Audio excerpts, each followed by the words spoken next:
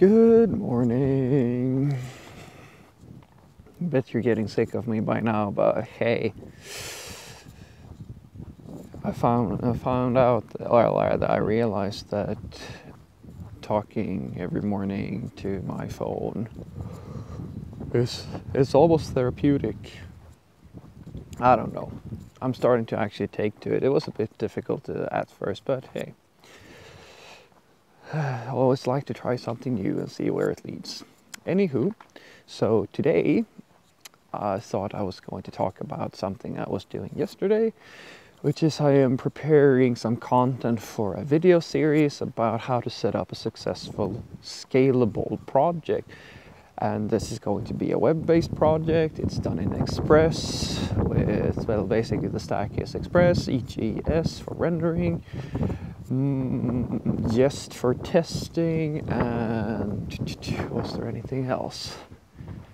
Well, I think that's, Node SAS is also there, and Webpack. So the idea I had was that I wanted to make a video series or a video that really is concrete about how to set up a project and how to think about the project structure. And believe me, that's actually more important than you think, because there is quite a few, that's the one thing that usually goes out the window when the project gets more contributors and it gets larger and so forth. And I want to believe that when you have a decent project structure and it's almost like having a plan or a play, right? You know how to structure things, and you know where everything goes, and it becomes easier to reason about your project as a whole. So I've put quite a few hours and tried out quite a few different things, and not just MVC, different ways of approaching these problems. And MVC is I argue, as you may have heard in a previous video, that MVC is it's absolutely correct at the conceptual level, and I think that a lot of developers they don't understand they make the assumption that, hey, MVC is not just at the code level, it's at the directory level, and that's honestly where I think people go wrong. MVC, in my own opinion, MVC has nothing to do with your directory or your project structure. It just happens to be that people started doing model view controller directories. So in this project, I wanted to illustrate that the mindset I use when I make a React app, where you have a component directory and you put everything that's associated with that component directory, that actually applies to server-side rendered and vanilla solutions as well. So what I've done here is that I create my public folders for CSS and JavaScript, and then I use Webpack and Node SAS to basically just the entry points are found in these files, and I can generate these new entry points every time I need them.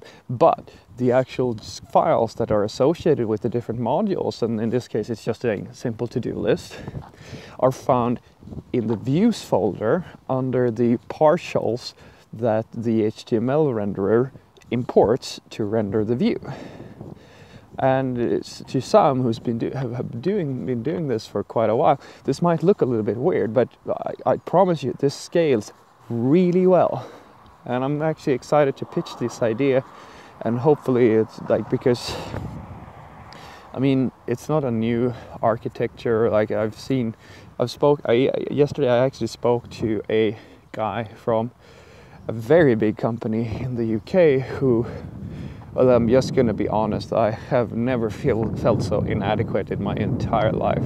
Well, it was that one time with that girl, but code-wise. And he had I asked him a little bit, okay, when did you start? And it's oh yeah, I wrote my first production software when I was 10 years old. And I just kind of what? 10 years old? Are you serious? Yeah, it was just a silly little program. And I said, oh, no. 10 years old. You got paid for software when you were 10 years old, I don't care if it was like $1 or like a euro, whatever you currency, you got paid for something. I mean, and I turned around and said, well, you made me feel really inadequate. Now I just started laughing. I said, well, I'm going to be honest with you. When I was 10 years old, I was far too busy like playing in the sandbox and, you know, pushing pretty girls in the mud to make money off my software. I'm going to be honest. Anywho, we spoke about this architect, and I was really impressed. He was right on the money. He asked questions that I thought were really relevant about like React and Redux, and he also spoke about this exact thing, the directory structure, which indicates to me that he has a really good understanding of this, like of the same things that I do. And that feels pretty great, because I found that it's very difficult to find developers that, you know, that have like a lot of experience with these things, because there's more to like these things than just learning the tools. You need to understand like mindset, and you kind of figure out your own best practices. Anyway, so I'm very excited about finishing this video. Hopefully it will be useful, and I'm also going to talk about Git hooks, the importance of linters, Git tags, all that good stuff.